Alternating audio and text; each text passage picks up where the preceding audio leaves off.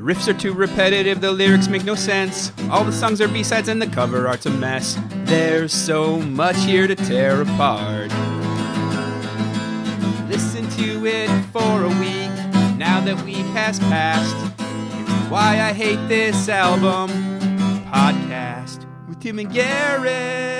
Hello and welcome to another episode of Why I Hate This Album, the show where we pick a song or album, listen to it for an entire week straight, and come back here and tell you, the listener, if we hate it, and of course why. I am one of your hosts, Garrett Harvey. With me as always, co-host extraordinaire, Grizzly Man to my Fitzcarraldo, Timothy Richardson. Grizzly, how you doing, my friend? It has been a weird week, Garrett. It's always a weird week with you. Why do you think it's been a weird week? Well, as you know, when I travel around the holidays, I really enjoy dressing up for the plane. You know, I like to wear Santa outfits around Christmas, a founding father for 4th of July, a New Year's baby, etc. But my favorite is, of course, Halloween. I absolutely love to dress up like a murderous clown or a biblically accurate angel or Fredden's Krueger, or even one of the ancient ones going through TSA and sitting next to some nerd on the plane. Garrett, this year, in accordance with our new policy for year-round Halloween, every day is spooky, 365 Spookfest agreement, I decided that for the next year, anytime I travel, I will be dressed as a,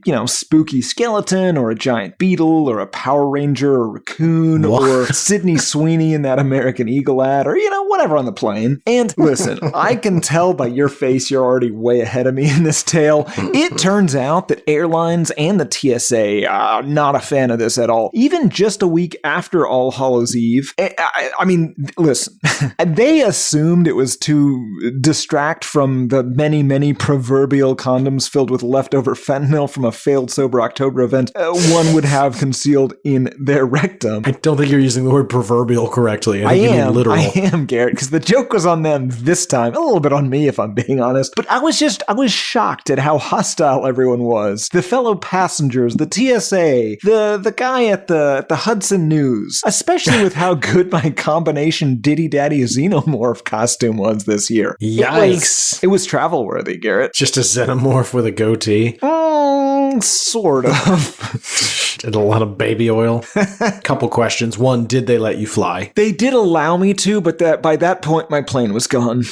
Okay. Two, where were you going? It's not important. It's so important. You're supposed to clear all travel with me. It's not important, Garrett. How about you? Your uncle died today. How are you taking that? I'm okay. All right. I feel like you're trying to distract me from wherever the fuck you were going. Yeah. I'm watching you. All right. All right, Tim. Well, when not dressed like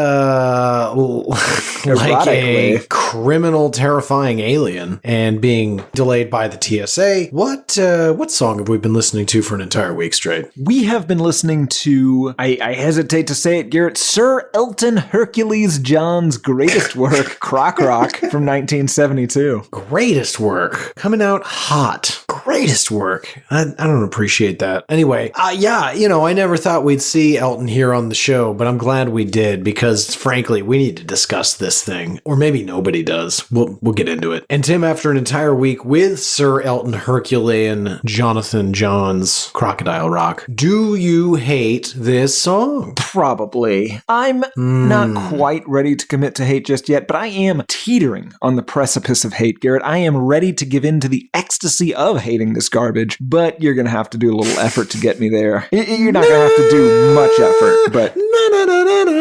All right, I'm very close. I'm very close. What about you, friend? I assume you were engorged with hate already? Not quite. Not quite. I think you and I are right there on the precipice together, holding hands, ready to dive knee-deep into the pool of hate. But no, not quite. I mean, this is still Elton fucking John we're talking about here. He's pretty good at the music. Sure. Also, I'm biased. I like Elton John. I like his music. So, gonna take a little bit to get me there, but I think we can do it together. Before we get to all that, though, Tim, I am curious. Prior to this week, what's your history with, Sir Elton in general, and more specifically, his Crocodile's Rock? Well, with this specific song, I've of course heard this, but I don't really really have that much history with this in particular. Sure. I own some of it. I don't own this album. I've always just kind of ignored this song, though, because it feels too much like a novelty song, and I've just never really cared. Now, that being said, I am, of course, a huge fan of Romeo and Juliet, Bob the Builder, and Alvin and the Chipmunks, so I have been inundated with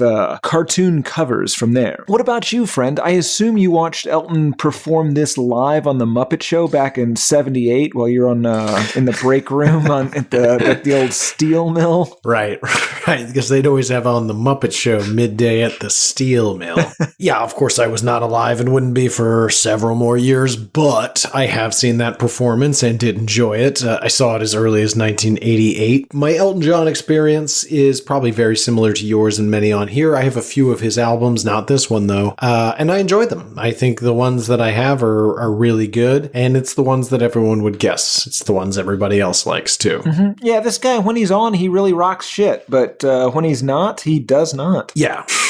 Well put. Anyway, so yeah, I have the very average American history with Mr. Elton John. I've heard the hits, got a couple of his albums, don't much care for this song, and that's kind of why I wanted to do it, because I've always wanted to understand, like, why? Why this? This is so, to your point, it's always felt like a novelty song, and I wanted to understand why he chose to do it. Oh, so I can ruin this whole episode, because it's kind of a novelty song. Yeah, that brings us to Music News of the Weird. Now, before we can get to those segments, Tim, we got to do a little bit of the heavy lifting. I assume you did the research. These fentanyl-addicted psychopaths might have put together a dossier, so please take me on a journey, help you understand. How did Crocodile Rock come to be exactly? Well, Garrett, Reginald Kenneth Dwight was born in 1947 in Pinner, Middlesex, England. He was raised in one of those council houses, essentially public housing. Think housing projects from The Wire if they were designed by people descended from one of those Downton Abbey type shows. It's shitty, you will be stabbed, but it still has a little bit of a British charm to it. Interesting. Yeah. Reggie played his grandmama's piano as a young boy and learned to pick out songs by ear. He performed a bunch for family gatherings, and at 7 he was started on formal piano lessons. Tim, did you ever do recitals for your relatives? Did you have to sing or play a saxophone for them? No. I had to do a couple piano concerts for extended family. None of us enjoyed it. Yeah, they were all Irish and mean. He started composing his own melodies and playing Jerry Lee Lewis, both the songs and like Jerry Lee Lewis, the live act, at school. His dad, though, was an Air Forceman and was pretty strict, but he did have a big record collection for his son to listen to, and he had been a trumpet player in a semi-professional band that did military dances and whatnot.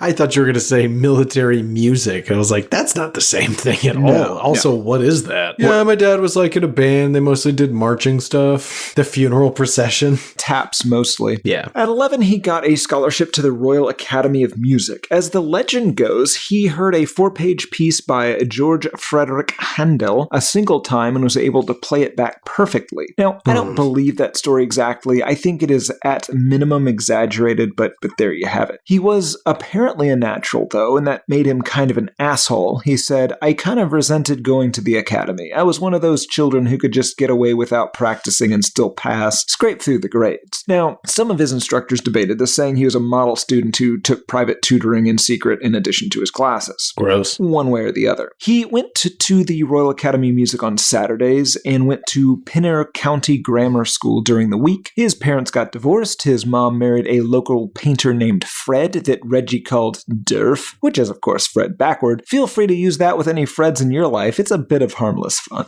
It sucks. He lived with them while writing songs, at first as a teenager and then as a young adult. At the beginning of his career, he would actually live with his mom and Durf until he had 4 albums released, but we're not there yet. At 15, he was hired at a local club to play piano, going under the stage name Reggie. He was also in a band called the Corvettes. He started wearing glasses to look more like Buddy Holly, and he left his high school and the Royal Academy at 17 prior to sitting for his A-levels or the Royal Academy finals to be a famous musician. His dad wanted him to be a banker, and he said no thank you.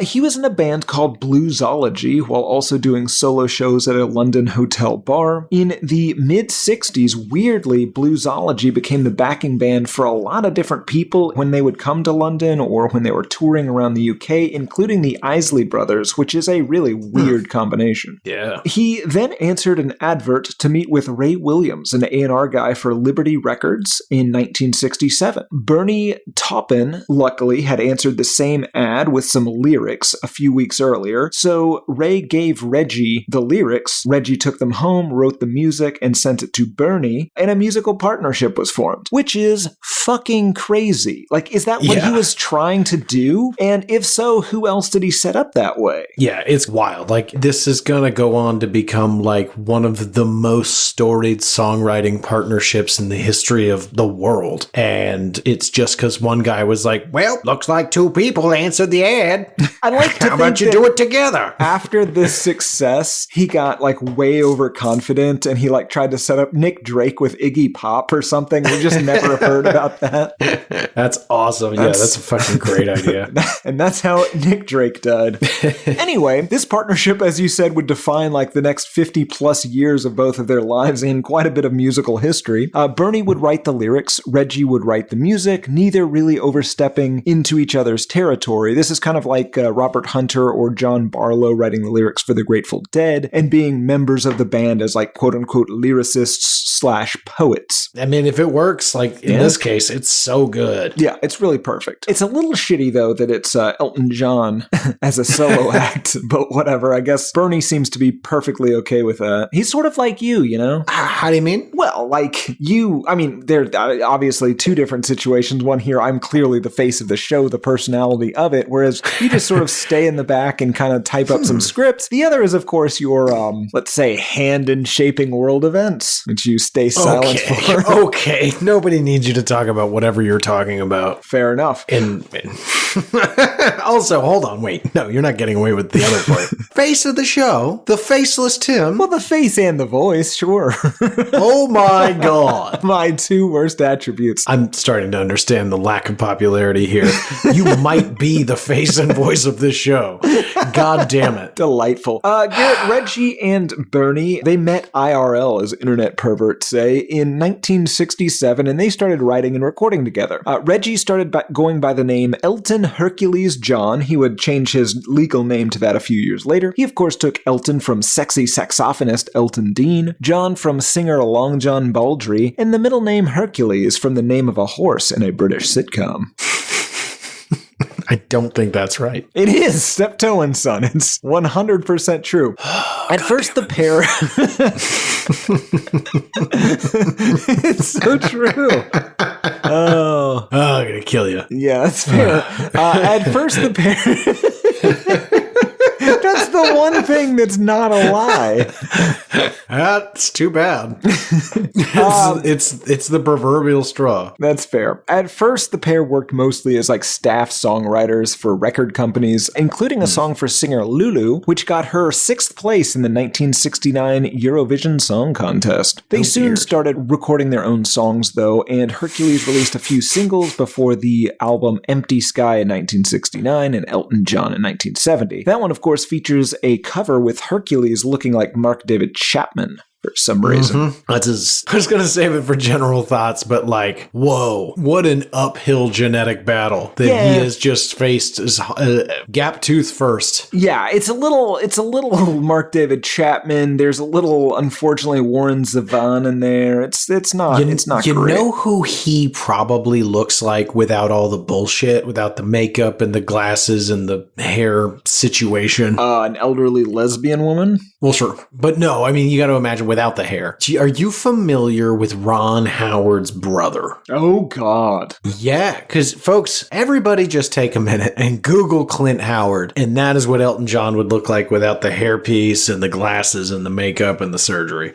Also, like, the fuck, Clint? What's wrong with you? Yeah. I love him. Around this time, Hercules was engaged to Linda Woodrow, who was providing him and Bernie with some financial assistance, but he broke up with her 2 weeks before their wedding. wedding on the advice of two good friends who informed him that he was in fact gay. Those two friends were Bernie and Long John, from whomst he got the name John. He then started a relationship with his manager, John Reed. Just real quick, so hold on. The marriage is called off because somebody informed Elton, hey, you're gay. I assume so. I mean, he just made sure I followed. Yeah. Can you imagine if it truly was let's just go face value here for a second. Hey, Elton, can I talk to you for just a second? Yes, what is it, love? I know you're getting married in a couple of weeks. Yes, we're looking forward to it. I just got done picking out the centerpieces for all the tables. They're going to be magnificent. Right. See, now that's what I want to talk to you about. It's unusual, not unheard of by any means, unusual for someone to take such an interest in, say, the centerpiece for their wedding. And that got me thinking, along with your constant erections around men, maybe, stay with me here, you're a homosexual. Sorry, I don't follow. I thought you might have a problem with this. Okay, how do I put this simply? You like men, sir.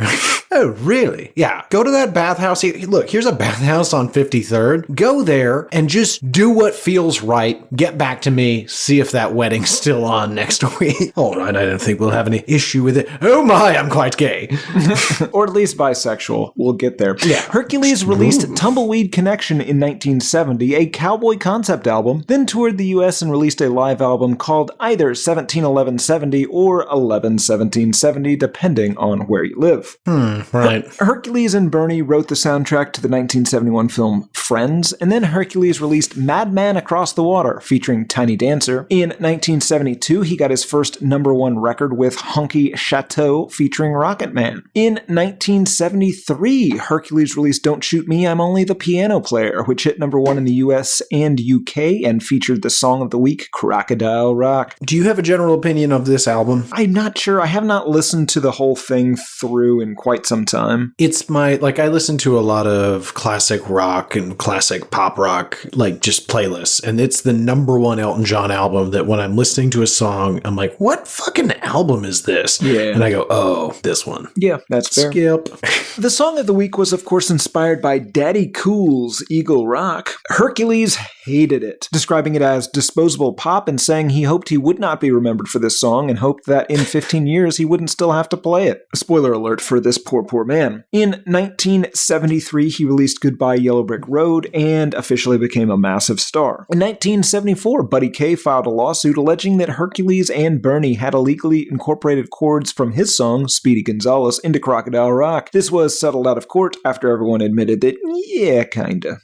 After everyone agreed, of course they did. Yep, he collaboed with John Lennon on a cover of Lucy in the Sky with Diamonds, and Lennon's Whatever Gets You Through the Night, the latter of which was a #1 single, and as the result of a bet, Lennon had to appear on stage with Hercules at Madison Square Garden for what would be Lennon's last real live performance. Weird. Hercules then made his own record label and started signing people. His greatest hit sold more than 17 million copies in the US. He was in the film for the rock opera Tommy, and got his first album that debuted at #1 with Captain Fantastic and the Brown Dirt Cowboy in 1975. Have you ever seen Tommy? Yeah. Live or? I've seen the movie, or at least parts of it. I saw it live once. It was fine. I just don't care for musical theater. Yeah, I know you don't. He released Rock the Westies in 1975 as well. Then he started dressing like Mozart, the Statue of Liberty, and Donald Hercules Duck on stage.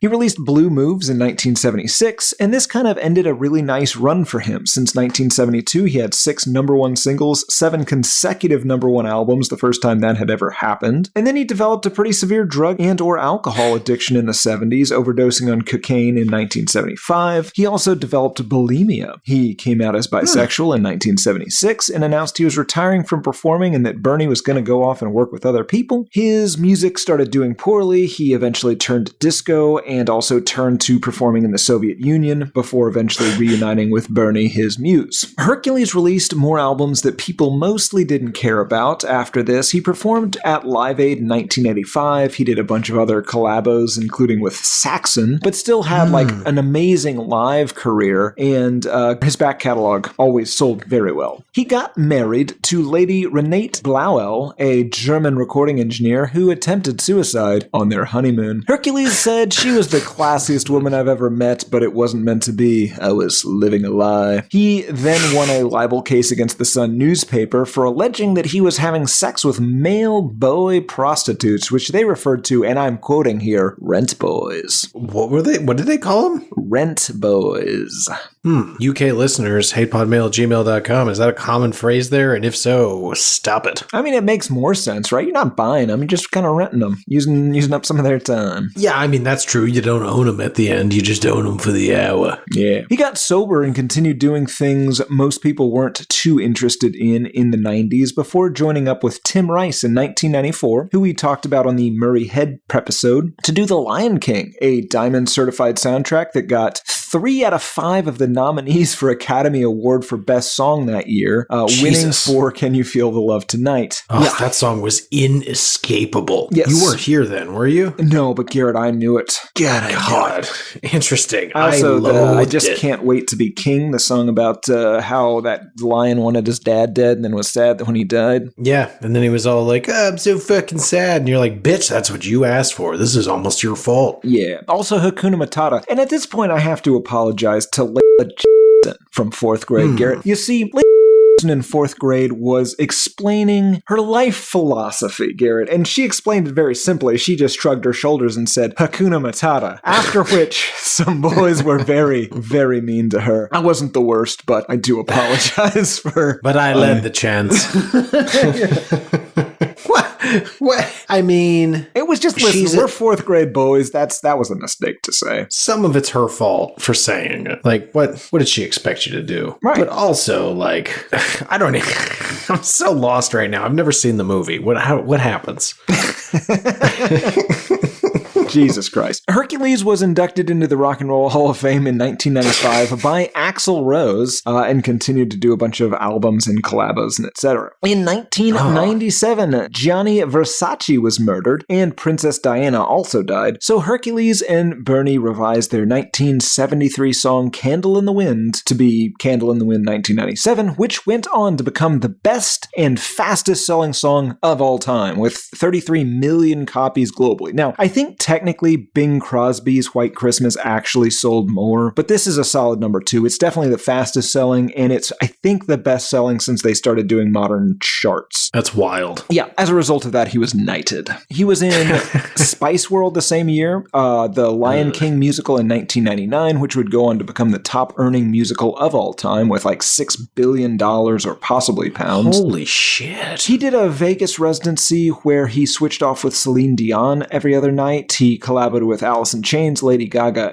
Edward Sheeran, Queens of the Stone Age, et al. In 2014, he got married to David Farish when same-sex marriage became legal in England and Wales. No attempted suicides that I could tell. They adopted a couple of kids, and they seem to be very happy. He did a 300-show farewell tour from 2018 to 2023 with a slight COVID pause. There was that Rocket Man film, and he continues to release new music, including something called The Lockdown Sessions featuring Eddie Vedder, Smiley Cyrus, Young Thug, Nicki Minaj, and others. He also did a cover of Nothing Else Matters with Miley Cyrus on a tribute album. He collaborated with Britney on her first musical release after the conservatorship ended, and he occasionally still does shows despite retiring. In 2014, Garrett, he beat you to become the 19th EGOT winner in history, taking almost 77 years to accomplish something that it only took John Legend 39 years to do. And that's pretty much it, Garrett. This guy is super successful, despite only having a period of about 4 to 6 years where he really had a really strong critical and commercial run. People love this guy. People will go see him until the day he dies, possibly beyond when he becomes a hologram, and that's pretty much it. Peace and chaos be upon you. Chaos and peace to you as well. Fascinating look at where the popularity really is. I didn't realize it was so highly concentrated. Yeah, it's really 1972 to 76, pretty much. It's a shorter amount of time than the Beatles were popular. Yep. That's wild. And he's still dining. I mean, listen, I love that era of his work, with the exception of 2 of those albums. But, like, he's still largely dining out on it. And from what I tell, people treat him like fucking royalty. Well, he is, Garrett. Okay. Well, he's got, like, what really amounts to, like, 2 fucking untouchable albums. But I don't know if that guarantees you a life of everybody kissing your ass. Garrett. Yeah. He also has The Lion King. Oh, I'm sorry. Can you feel the love When we get into tonight? how this song did, I also have a little section on how his career did. And Flabbergasting. Yeah. Interesting. I'm curious to hear about it. But before we do, we gotta get a little bit into this song, Timmy, as usual, in case anybody's unfamiliar. But I mean, come on, who hasn't heard Crocodile Rock that's listening to this show? But just in case, let's give everybody a quick taste. Gino, load up the reel-to-reel. Here it is, ladies and gentlemen. Elton Hercules John's Crocodile Rock. When rock was young, me and Susie had so much fun. now that we've heard Croc Rock, let me take you to the Apologetics parody version, Talk and I'll Walk. Remember when God's own son made Jerusalem so much fun? On a man I'd sit and moan at the pool, but there's the had an ache in my bones. Well, that was horrible. Here's what's amazing to me is that maybe it's because I don't get it, but when I listen to the parodies, so often I don't understand what the fuck they're talking about. Well, Garrett, I do have a solution for that. Is it studying the scripture? It is studying the scripture, yes. I don't want to do that. Well, then, I mean, it's like There's no plan B. you're making this intentionally difficult. Just study the goddamn scripture. Ugh, I would rather go slam my arm in a car door. Before things turn dark, Tim, general thoughts here. We've said it at the start, and it's a novelty song without technically being a novelty song. Yeah, here's the thing. I think this is a much worse and much less insightful American Pie, which came out about a year earlier. It's kind of the same thing, right? It's a straightforward 50s rocker kind of thing that is about how the 50s were better or how, like, music used to be good when he was young. Boy, it just tells you how much stupider it all gets. By 1980s, you got the BJP man just listing shit at that point. Yeah, this feels like he was trying to start some sort of croc rock dance craze. Yeah, I was really hoping, and we're going to get into it in more detail in just a moment, I was hoping that we were going to learn through listening to this song that the crocodile rock was slang. I don't Or, think like, it is. heroin. Something. Anything other than 50s Sex dance with move. men. I mean, that'd be the most obvious. Here's the thing. Again, this is music by Hercules. This is lyrics by Bernie. Elton John did not write the lyrics to this song. That's true. That's true. So,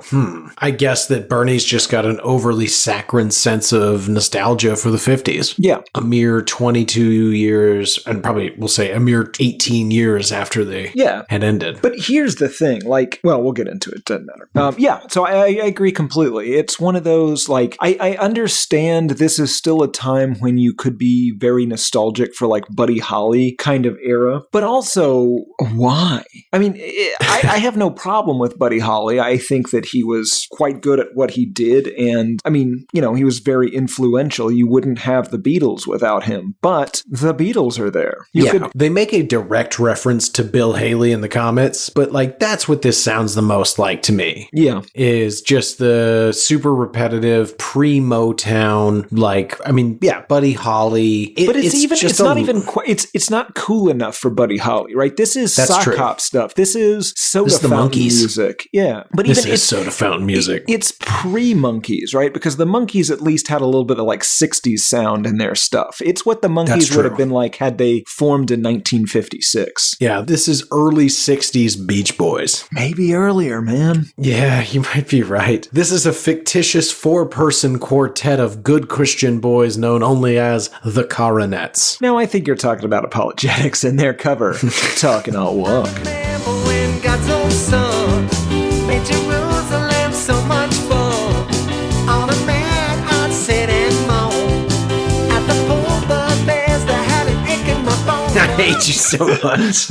You will be fined $4 for that, which are going up in value. Well, yeah. I mean, well, they're not going up in value. American currency is going down in value. Whatever, man. I can get more dollars for my $8, and given that we print those here at the old world headquarters, I like those odds. Okay, we've talked in general about the style. It's a love letter to the 50s. It's not particularly fun. I was expecting it to be more lascivious and weird. It's mostly just about this dance craze. So let's get into it. I remember when rock was young. Me and Susie had so much fun. fun. Holding hands and skimming stones. Had an old gold Chevy and a place of my own. Interesting. Yes. How old are you? Well, that's the thing. So, first of all, there's a mention of Chevy, which again makes me think that this is a ripoff of American Pie. Sure. So he loves listening to Buddy Holly, driving his Chevy. We're going to learn in a second the sock hops. But also he wants to be really clear. This is about holding hands. This is about not banging. Specifically We're not holding banging. hands, skipping stones. Right. And I at least believe,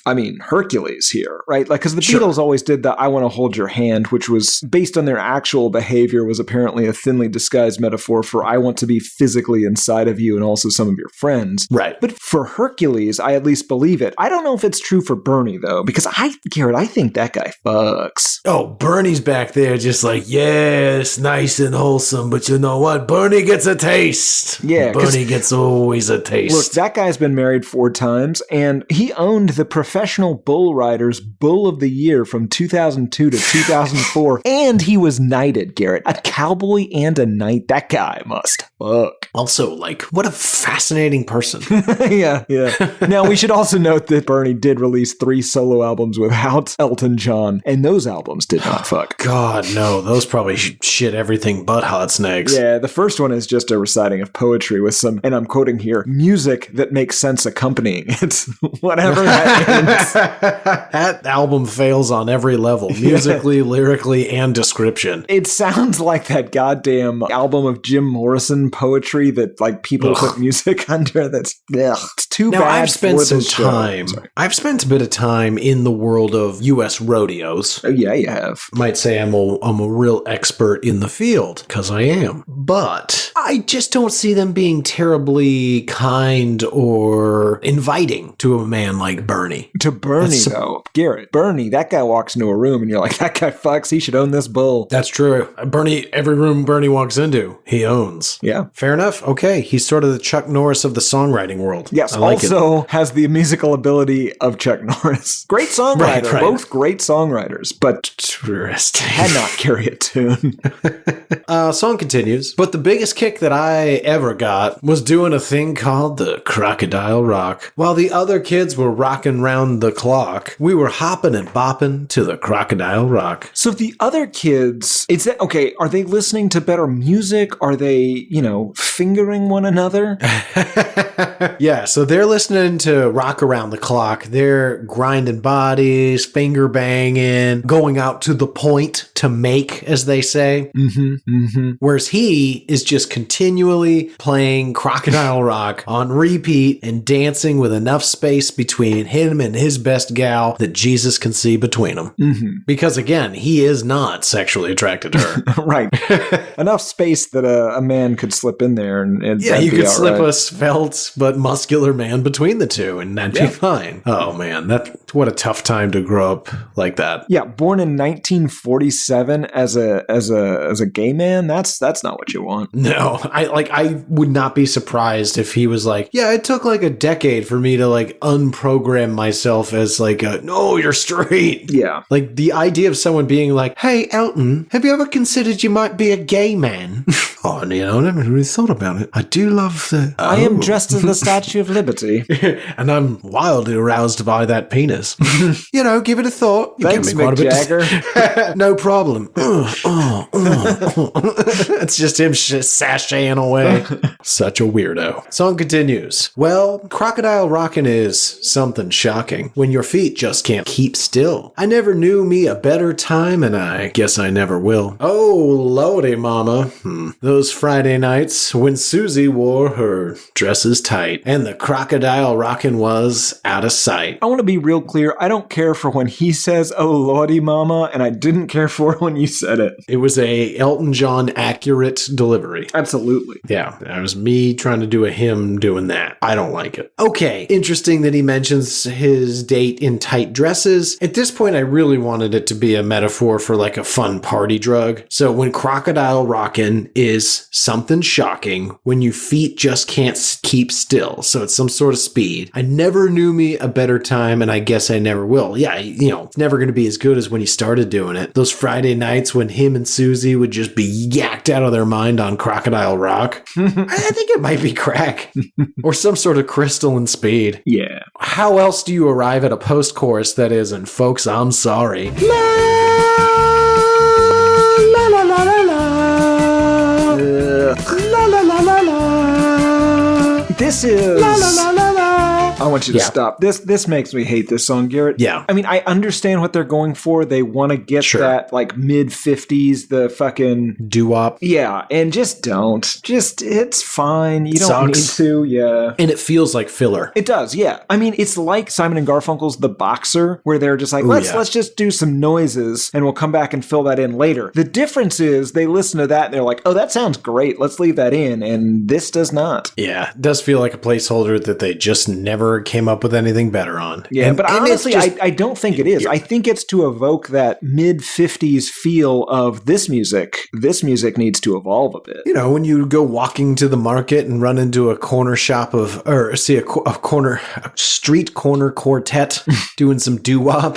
Yeah. Yeah, it's awful. I don't care for it. I didn't like it as a child, don't like it as an adult, and I'm sad to learn that this song is surface and empty as it always seemed. But let's keep going. But the years went by and the rock just died. Interesting. Susie went and left us for some foreign guy. Long nights crying by the record machine, dreaming of my Chevy and my old blue jeans. But they'll never kill the thrills that we've got burning up to the Crocodile Rock. Learning fast. As the weeks went past, we really thought the Crocodile Rock would last. I really tried to make this a metaphor, like where Bernie was writing this about Elton John's sexuality, and then Elton didn't realize it and was just singing it, and I couldn't quite get there, but like, there's lines in this, like where Susie went and left us for some foreign guy, dreaming of my Chevy and my old blue jeans. Like, I don't know. I'm sure that it's a nostalgia-tinged thing is what he's going for, but I just... Ugh. To me, by the time we get to this part in the song, it really does sound like somebody with a speed addiction who's looking back on it and how they're like all the wheels fell off their little merry band. Like the years go by, they run out of the drug, rock just died. Susie went and left us for some foreign guy. It's like, oh yeah, she ran off with her dealer. Now I think she does porn in Croatia. I don't know.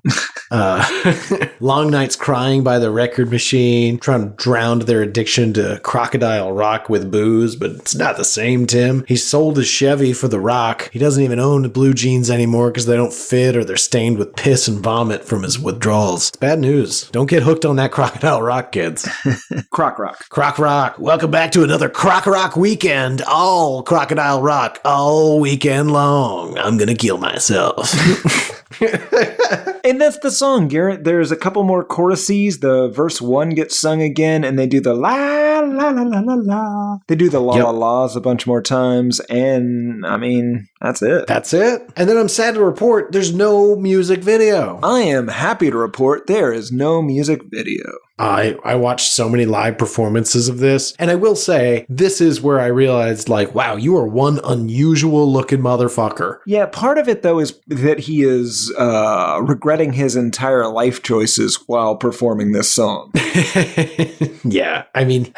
he's the kind of... You're right, though. He's the kind of unusual looking that you're just like, well, if he dressed like Donald Duck, it would take some of the edge off of this. Yeah, he had to put, like, flair on his face to distract from his, like, weird head and face. Yeah. I really like him, though. Like his music, for the most part. Yeah, I do, too. I'm trying not to be mean. Not like that goddamn, what's his face? I'm in love with the shape of you. Ugh, yeah. No, walking ham sandwich. Alrighty. Tim, how did this thing do? Pretty good. This was a #1 single in Canada, Italy, New Zealand, Switzerland, and the US. It was actually his first #1 single in the US. It was a #6 single on the South African Springbok and #2 in Zimbabwe. The Dutch also liked it, although not quite as much. It only hit #11 in the Dutch. This sold more than 1 million copies in the US, more than 2 million copies worldwide. It was the 7th best-selling song in the US in 1973, and is apparently the 207th best-selling song of all time in the US of all time. Again, one more time, of all time. Career-wise, he had 9 #1 singles in both the US and UK. Probably the best-selling single of all time with that 1997 version of Candle in the Wind. He's got an Emmy, 5 Grammys, 2 Oscars, a Tony. He has sold more than 300 million records worldwide. He is listed as the 4th best-selling artist of all time after only the Beatles Beatles, Michael Jackson, and Elvis Presley, although Rihanna may have beaten him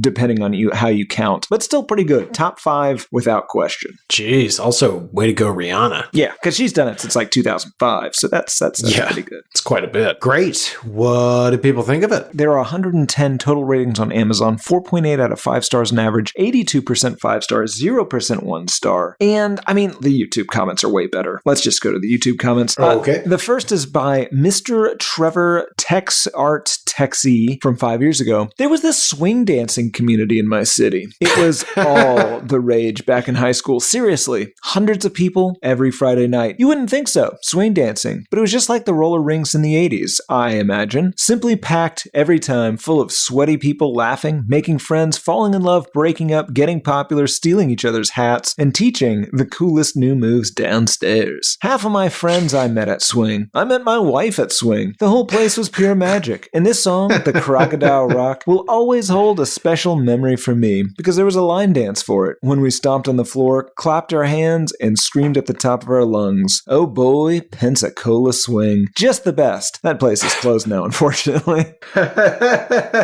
Listeners, write in hatepodmail@gmail.com. Did you, quote unquote, meet your wife at swing? And is swing a euphemism for something much darker? Yeah, and if so, are you still married? I bet no. This next comment is by Awesome Fire 1 year ago. I've been searching for this song since I was 7. That was 20 years ago, which is insane. I used the option for humming a melody to find a song on YouTube, and it actually worked. I am so bamboozled, it's not even funny. I remember going to the library because we didn't have internet and using several websites trying to find this song. Everything from tapping a melody to mentioning a few phrases. This song reminds me of being a young boy with my grandpa in Pakistan, and my grandpa would play this on cassette. He was a filmmaker, and I never knew until I got older. He died back in 2000, so it's been a while, but this song just reminds me of being on his lap and going fishing for shrimp on a sunny day. Now I'm a U.S. Army veteran and living the dream in America, and I wish I could take my grandpa fishing to this song. I've never happy tears ever in my life, but I just did. Thank you, technology. You actually managed to break me in a good way. He's some sort of Pakistani Forrest Gump that searches only for Elton John's Croc Rock. It's just weird that he couldn't find anybody to help him out to figure out what that was. He was in Pakistan, Garrett. Vil Wallagens 9 months ago. My enemy and I were bunkered once. This is all we had in common. Elton John. Rust in pieces, Max. May I ask what my enemy and I were bunkered once means? You may ask Vil Wallagens or possibly Max, but I don't know. It sounds like he and his enemy were captured together by a third villainous person and forced to listen to Crocodile Rock together. I imagine it was like that episode of The Simpsons where Homer and Mr. Burns got stuck in an avalanche. Well, they look cold. We could give them our clothes. Look at them over there, plotting, planning. I have 2 more, and one of these has a reply to it. You're going to really hate this first one, but I think you're going to enjoy the reply. All right. This first one's by Lucy Frog from 5 years ago. This song helped me feel genuinely happy for the first time in over a month and pulled me away from thoughts of self-harm. I was scrolling through a playlist and didn't recognize the song name and pressed on it because the title sounded cool. When it started playing, a smile immediately spread across my face and I couldn't help but bop along. I started crying tears of joy and began dancing despite how fatigued I am. Thank you, Elton John, for helping me through this night. To which Tenko Plays 3502 replied, yeah, this song is important to me too. There's a large part of my childhood with Bob the Builder, Chuck E. Cheese, and Romeo and Juliet. This song kept me from taking my own life. I liked it on Bob the Builder. Yeah. Carl Southers 7954 from 3 months ago. This song reminds me of when I raced motocross. I rode a Suzuki RM125 and hauled it to the races in a gold Chevy pickup. Nothing like holding on to a 1/8 liter 2-stroke screaming at 10,500 RPMs, pumping 20 HP and sliding in every direction except where you wanted to go. Most fun I ever had with my clothes on. What does that have to do with Crocodile Rock? I don't know. It reminds him of it, Garrett. It reminds him of it. I feel like this guy warrants a follow-up to see if, like, Levi's jeans. These 501s remind me of riding motocross. Just the feel of the seat against your back and the confidence you have to go out there and hit the dirt trail. What? This mixing bowl reminds me of riding motocross. The way you get the spatula in there and whisk those eggs until you have the widest peaks, just like the mounds of dirt I ride on my 20cc engine Honda. These Birkenstocks remind me of riding motocross. As I feel the earth sifting into the front of the sandal, these clogs contain a great deal of dirt and smell like death. They do. They really do. Harry Potter and the Deathly Hallows reminds me a great deal of the fact that I ride motocross and we all face our own demons, whether that's the He Who Shall Not Be Named or a 6-foot gap and a guy named Clarence from the next county over. One more review, Garrett. Billy Showitz 3384. The Lord you fear, even at your best, is the one you call blasphemy. I'm already in. Yeah. Wait, that was the review? That was, well, it was a YouTube comment. Oh, okay. That was not the title of anything. That was the whole thing. I was really revved up for what was coming next, but it turns out nothing. Okay. Fascinating stuff. Great reviews, Tim. That is to say, truly unhinged. Who's this for? People that didn't have the internet but know how to hum. People that ride motocross, obviously. There it is. There it is. Slipknot, I think, for reasons that we probably cut. Oh, right. Children. If you like Bob the Builder, Chuck E. Cheese, Romeo and Juliet, Alvin and the Chipmunks et al., you probably like this song and your parents probably kind of hate you. I was going to say, my mom has infamously bad takes. I could see this being like one of her favorite Elton John songs. Yeah. Yeah, that makes sense. Okay, Timmy, final thoughts. What did we learn? How you feeling? I don't like this song, Garrett. I think that's how I'm feeling. You don't like it, but I got to ask it. Do you hate it? I mean, my own reviews kind of brought me back a little bit. I will say this. The la la la la la la's, I hate that. Yeah. I think, do you hate it? No, I don't hate it. I do hate the la la la la la's. What about you? I assume you did get there, Garrett. No, I actually had a little more fun with this than I expected. Maybe just the YouTube comments, if I'm being fair. However, I don't like it, but I now can say confidently, like, this is not a good song. I'm right not to like it. Yes, that's true. And your mom, Bethesda, you're wrong. You're wrong about most things, except for not that one time when I came home and you thought that I was on, never mind. It's not for the show. Anyway, you don't hate it. I don't hate it. That brings us to listener mail. Tim, would you like to go first or should I? I definitely want to go first this week, Garrett. Yeah, it's a good idea. This is from Anthony V. This is entitled, and this is going to upset some listeners and also Garrett, so trigger warning or whatever here. I'm glad Jim Henson is dead. Dear Gold Cobra and the Featureless Cowboy, the title of this email pretty much says it all, but allow me to elaborate. Ever since I was a kid, I've had a certain disdain for Jim Henson's puppet nightmares. Something about them always creeped me out. Maybe it was their vacant, unblinking stares, or maybe it was the fact that I was certain the puppets smelled like cigarette smoke and mold. And in the case of Snuffleupagus, booze. Or maybe it was the overall bizarre character design, such as in Labyrinth or The Dark Crystal. In the 90s, it was pretty much impossible to turn the TV on or a movie and not have my pupophobia triggered by Mr. Henson's legion of abominations. To this day, Mr. Henson continues to try to claw his way out of hell and into my life. I was horrified to see my favorite Halloween cereal, and arguably the spookiest of all cereals, Count Chocula, and its box taken over by Jim Henson this year in some misguided celebration of his legacy of terror. I don't typically speak ill of the dead, but in this instance, I'll make an exception for someone who refuses to stay the fuck away from my chocolatey sugar cereal. He can plaster his face all over that cocksmoked blueberries box for all I care. Believe the Count alone. Anyway, have a happy Spooktober and all the other spooky months leading up to Febuspook. Anthony V. Let me begin by saying, Anthony, you are truly, and I mean this, fucking unhinged, dude. That's great. That's great. Yeah. Also very funny to picture like a real deal Holyfield adult, like eating a bowl of Count Chocula.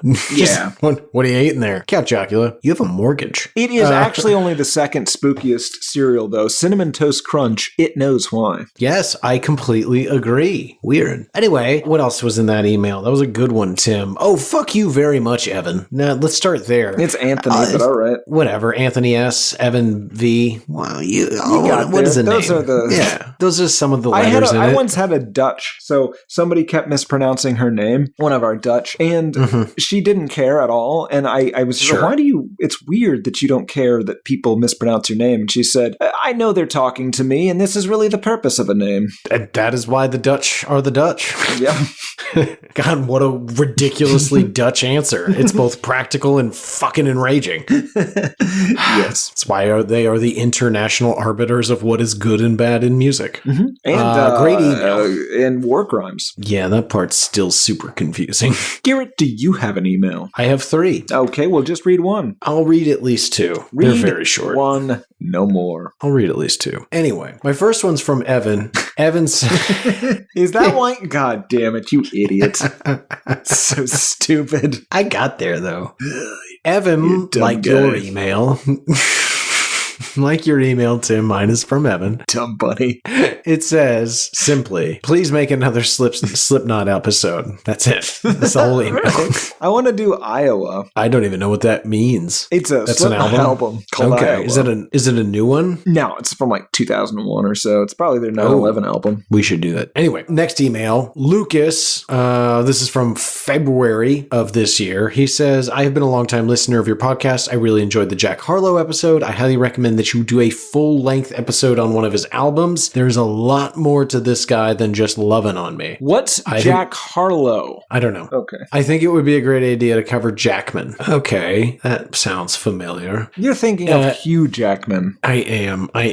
Anyway, this email continues. I think it would be a great idea to cover Jackman. It is his most insightful and deep album, and I know you guys are fans of short albums. This is only 10 songs, and the songs are about 2 minutes long, unlike Rage Against the Machine's first album. Back in. Yeah. Jack Harlow. Listen, we're probably going to do Sublime's Robin the Hood before we do that, and that is both long and not insightful. I'm going to try so hard to get that out of the hopper. It's already been pulled at least once. It's going to get pulled again. Last email, trying to get through these. This one's from 2022. No author. Yeah. Listen, we're very sorry. We get your emails. We often read your emails. Not always. Sometimes they get buried. We get a lot of emails, and listen, I'm so sorry. Yeah, there's just 2 people here with a bunch of fentanyl-addicted interns and a fascist-addicted producer. So yeah, he will occasionally write you letters in longhand, but you have to join the army first. Yeah. All right. Last one from 2022. No author. The title is "What's the 411, Daddy-O's?" I love it.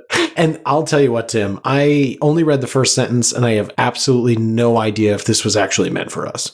This person writes, "You've got to watch New Girl. It's one of the funniest shows I've ever seen. One of my brothers used to make fun of my other brother for watching it because he thought it was just for girls, but then he started watching it, and now it's his favorite show." Isn't it just for girls, though? That's what I've heard. It's just for girls. I've heard that, yeah. But, this guy says otherwise. Right. Anyway, continues. Just like when Anakin said, I watched The Notebook and now it's my favorite movie. Funniest thing Jimmy Fallon has ever done. No idea what he's talking about here. Is Jimmy Fallon in The Notebook? I just remember it's got James Garner, who will forever be my Maverick. Of course he will. Fuck you. Mel Gibson. Thank you, Mel Gibson. Jodie Foster was great in it, though. She was. It's her sexiest role. Yeah, I know. Cowboy adjacent. I am in. Oh, petticoats. Mel That's Gibson what I'm did into. a great job, but they should have called him something else, like Maverick Jr., maybe Maju or something. MJ? Yeah, that Maju. God, you're terrible at nicknames.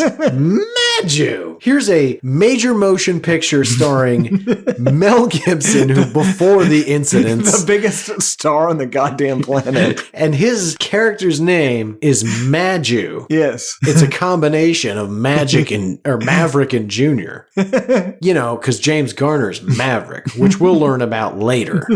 I liked when Danny Glover was robbing the bank and he pulled down his neckerchief, and there's a little moment there where they're just like, "Hey, yeah, we should watch Maverick tonight." That's fucking great. Also, maybe some of the old show Maverick starring James Garner. Oh God, it's good. It's a good show. He's a real man. Let's just go to the OG. If we're gonna watch old Western shows, let's just watch episodes of Bonanza. No, Garrett, that makes a mockery of the whole thing. Interesting. I don't have time or the interest to dive into that comment. Let me wrap up this email. After complimenting the weird Jimmy Fallon thing, I'm assuming it's a sketch on The Tonight Show. He says, "Oh, also I should have mentioned last time I wrote in, interesting, I also didn't find John Wick particularly compelling." Wow. Oh, even yeah, though it's totally my kind of movie. Right. Even though it's totally my kind of movie. Don't know what episode that came up in. Me either. While I'm weighing in on things, the H in IMHO is humble, not honest. Perspectivism for the win, motherfuckers. That's a weird guy. He's a super weird guy. I loved the story about the New Girl, though, because I had heard it was just for girls. Yeah, but now we know. We can watch New Girl after Maverick and 1998's Godzilla. And James Garner's Maverick show. Bonanza. What are we doing? I don't know. Wild Hogs! Okay. God damn it. Fantastic. Alrighty, Tim, that brings us to music news of the weird. Should I go first, or would you Well, I'm prefer? definitely going to go first, Garrett, but what if we just kept the name Why I Hate This Album, but just transitioned to movies, and maybe we delete the entire back catalog, and then we just start with movies, and just pretend it's always been about that, and if anyone asks why is it called albums, just say shut up. I say we keep the back catalog and just disavow it. Say it was two other guys with our exact names and voices. At this time of year, completely contained within your kitchen. May I see it? Seymour, the house is on fire. No, Mother, it's just the Northern Lights. Music news of the weird. In Drake is a Creep news, Spotify is facing a class action lawsuit. You see, Garrett, rapist RBX is the lead plaintiff, and again, a class action lawsuit, that is basically alleging that there's just a bunch of bots on Spotify and that Drake specifically and in particular has benefited from billions of fake streams, with the model also alleging that Spotify has turned a blind eye to this faulty payout model because they're making a bunch of money on it too. The basis for this is that artists with accurate streaming data suffer while others have inflated figures because their proportional share of Spotify's royalty pool kind of shrinks because of that. The lawsuit alleges that a quote-unquote non-trivial percentage of Drake's 37 billion streams appear to be the work of a sprawling network of bot accounts. The evidence shows abnormal VPN usage in short time spans with high streaming volume, such as a period in 2024 when 250,000 streams of Drake's No Face registered in the United Kingdom were geomapped back to Turkey. The cost of this fraudulent boosting is estimated in the lawsuit at over $100 million, which can't possibly be right. And while Drake himself is not being accused of any specific wrongdoing, Drake is, of course, a creep, and if anyone is in the wrong, it is Drake. The lawsuit, though, complains that Spotify doesn't give a shit because they get, ad money from fake streams. It doesn't fucking matter. None of this matters. It's all made up. Yeah, it really does seem to be that way. And they're not incentivized to check it out because they get paid by advertisers per listener. So great. Yep. Sort of almost incentivizes people to game the system even. We should start doing that. Get some of those Turkish bot farms. I mean, go on Fiverr. It's not hard. We can totally juice the numbers and get Turkish bot farms. All right. We should monetize it first, right?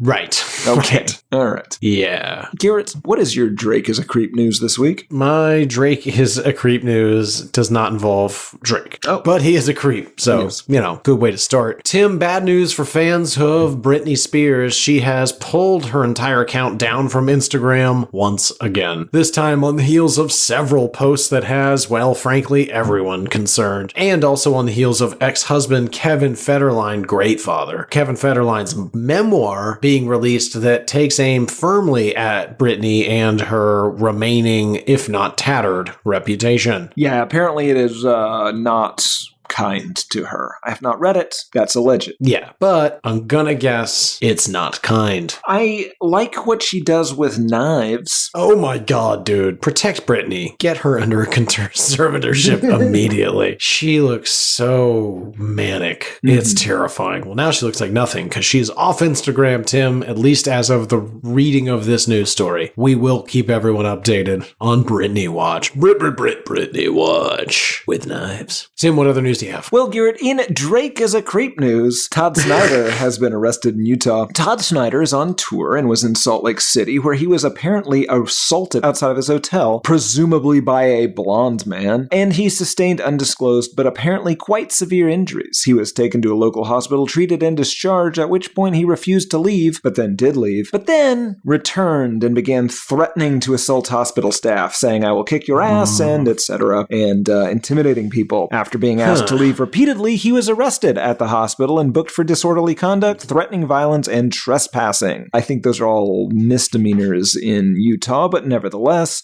his tour has been canceled as he is, and I'm quoting here, unable to perform for an undetermined amount of time. An amount that will be determined by the state. Yes, which is a shame. I really like Todd Snyder, and I like him more and more the more I hear. I don't know that I have an opinion on Todd Snyder. Yeah, we should get you Agnostic Hymns. It's a good album. Agnostic of actually knowing who the fuck he is, I will take a moment to recognize what an odd place to be belligerent. Yeah, the hospital that treated you well. I assume that he thought he should not have been discharged and came back to threaten people for discharging him, but that's not how you get not arrested. Yeah, like what's the end game there? They're not going to be like, yeah, you know what, you're right. Those threats did make us want to admit you. Yes. To come back is the crazy part. Yeah, he did leave the premises, and then, which is like, you know what? I actually have a pretty good argument about how I could kick that guy's ass. You know what? It's not going to be one of those times where I should have said it. I'm going to go back and say it. Dear listener, never do that. Always be the guy that should have said something instead of being the guy that went back and said it, because you'll end up never in jail. go back. You will definitely be arrested outside of a hospital. Yes. Garrett, what Drake is a Creep news do you have for us? Well, Tim, in my next story about Drake being a creep, Drake is a creep. And that means, of course, that the White Stripes will be inducted into the Rock and Roll Hall of Fame this year. And that got my interest because, first of all, it helped put into perspective my continuing age and progression into death. But more interestingly, I wondered, well, does that mean they're going to play together? Because that's not a thing they like to do. Mm-hmm. And so I did some digging. And of course, it means they will not be. Yeah. But next best thing will be, if you can't get the White Stripes, have 21 Pilots do it. Oh, God. What? I'm not kidding. For some reason, they'll perform a rendition of Seven Nation Army as part of the White Stripes induction into the Rock and Roll Hall of Fame. And I am just left wondering, like, what? Yeah, you kind of have to have someone else do it because it's super weird. Because presumably Meg's not going to show up, and Meg's not dead. So it's super weird for Jack to either play alone or play with somebody else. See, I think she'll be there, and that's why I think he can't play alone.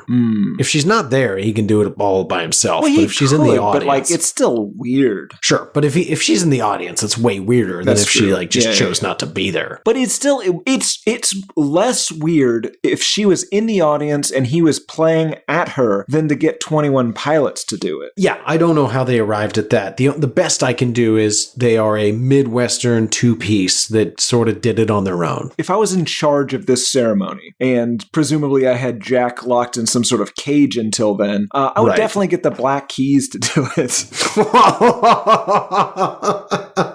And then release him mid-performance. That goddamn feral ape of a man fucking bit Dan Auerbach's face clean off. God, he hates Good luck, him. Auerbach. What? Kearney's pretty big. He might be able to tackle him. Yeah, but he wouldn't. Because I think he hates Auerbach too. It is weird though, because Auerbach, like, all he wants to do is be friends. It's like how much you hate me, except that, Jack won't be in the same room as him, whereas you, almost or even allow their exclusively. children to be. That's true. Well, I think he didn't want. It's kind of nice for Dan Auerbach's kids because Jack makes them dress in those weird, like, Depression era suits, and it would really suck if Auerbach saw that and was just like, well, yeah, I guess you guys are dressing in suits now. Because he is. Listen, I like Dan Auerbach, but that guy is stealing Jack's thing. A little bit. Yeah. A little bit. Great now story. He's not doing anything. I don't know what the fuck they're doing. They just released another album. I mean, they're not touring because they can't, but I'm pretty sure they just put out a new album. They did. They're going to tour on it. It's just a much smaller tour because nobody likes this. Yeah. God, it's like Hard-Earned Tears or some shit like that. Ugh. Fucking, I got my jean jacket caught in a lathe at work You're not fooling anyone. It's all inspired by their global humiliation when they had to cancel their tour because nobody bought tickets. Yeah. But still don't have any sympathy for multi-million album selling artists. It's just, you're fine. Yep. Tim, what other news you got? In finally getting that Why I Hate This Album bump, Garrett, Warren Zevon is finally getting the credit he deserves. Not coincidentally, right after we brought him to the public's attention. I saw. A few short weeks ago. And you know what? You're welcome. You're welcome, Warren. Warren died 22 years ago, but music in general seems to be honoring him with a 4.5-hour, 32-song tribute show, mostly fronted by Warren Zevon acolyte Jackson Brown, called Join Me in LA, the Songs of Warren Zevon. And also, he's being inducted into the Rock and Roll Hall of Fame, although we did say it's kind of insultingly, it's like it's not for his music, it's for being influential, kind of, the way they're phrasing it, and that kind of sucks. Like a contributing artist to the craft or some shit. It's like a Lifetime Achievement Award for fucking James Earl Jones. Just meh. Yeah, an honorary Oscar. Why have the distinction? Just call it a thing and give it to him. Who cares? Yeah, that's my story, Garrett. I apologize it had nothing to do with Drake, and that's my last story, so you finish up your news, ideally about Drake. Well, Tim, in my final story about Drake, he remains a creep. And also, Blueface has been released from jail, as this show reported he would be. Oh, yeah. And in my final story, Tim, just a couple quick hits. In my news feed, beginning this week, was an invasion of stories that all seem to be roughly the same news story, but I'll give you the gist. Oh no, radio stations are already playing Christmas music. And while I agree it's November 4th as we record this, and they shouldn't be, I also had the exact same reaction to this topic. Who in their godforsaken mind is listening to the radio? Don't. Yeah, that's true. I mean, listen, if you're the sort of person that is in 2025 listening to the radio is the sort of person that wants to hear Christmas music 24/7 all year round. Yeah, you're getting what you asked for. And there's just no excuse. There are infinite sources of free music as alternatives to that choice. Yes. Go to the library and check out CDs and burn them to an iPod. Something. Don't listen to the radio, you psychos. Ugh, awful. All right. Tim, that brings us to the part of the show where we announce what album we're going to be talking about in, I think, 2 weeks from now, because I think one of us has travel plans after the other one of us approves them. But until then, what album are we going to be listening to for that time? We are going to be listening to the Space Jam soundtrack, Garrett. What? That's right. That's what this ball says. And I want you to know I own this album as a boy. I know you do. As a Saudi Arabian boy. And as a New York City man. Well, I mean, I definitely still own it. I was about to say, how did this get in the hopper? I know exactly how. You wrote it down and put it in.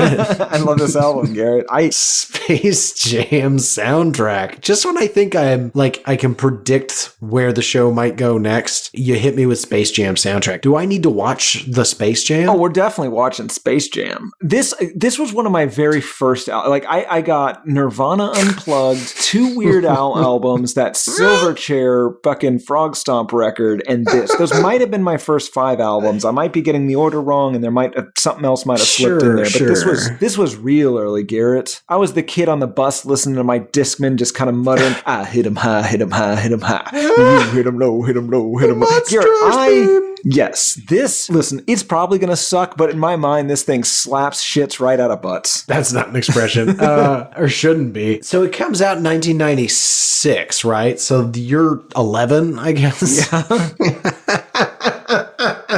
See, I'm just a little too old. I'm 13. Well, that's how old you were. That's how old I was. That's a crucial 2-age gap, though. Like 11 is still bright-eyed and into this. A 13-year-old, I was trying to make out in the movie theater or other stuff. Interesting. Okay, well, I'm very curious to see how this goes. I think I'm gonna hate it a lot.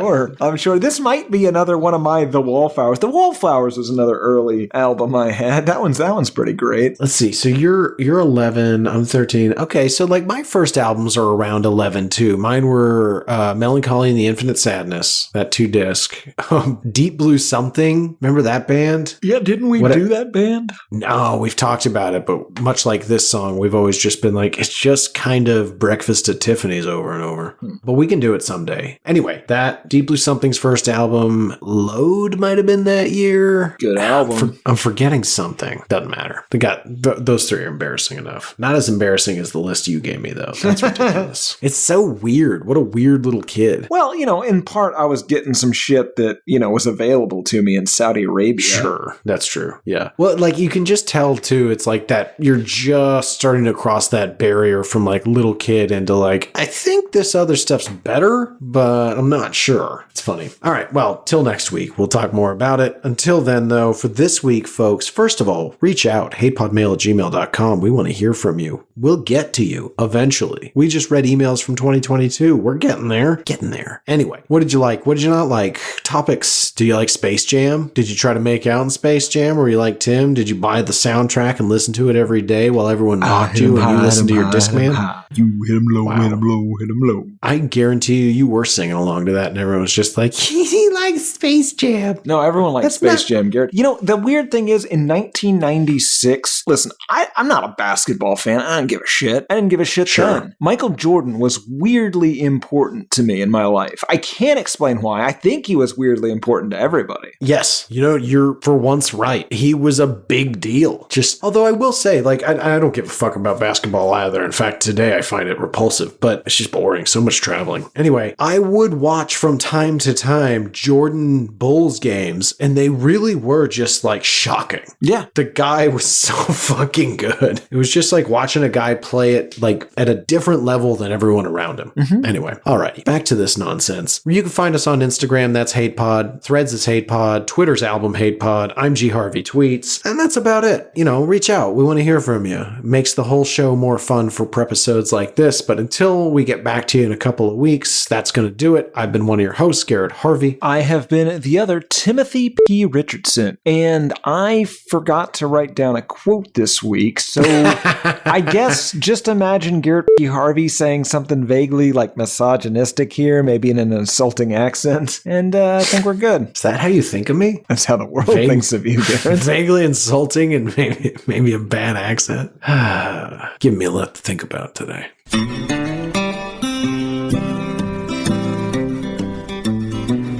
There's cowboys running through my dreams.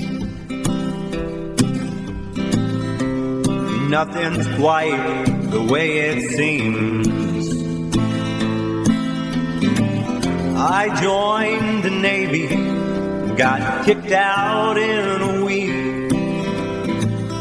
My facial features aren't distinct. Try to find some meaning in these songs. The genius is a genius, got it wrong. No, it's a lobster murder sex thing. It's the bleaching of the rear. A full assault on both your ears. The riffs are too repetitive. The lyrics make no sense. All the songs are B-sides. The cover art's a mess. Listen to it for a week. Now that week has passed. It's the Why I Hate This Album podcast with Tim and Gary.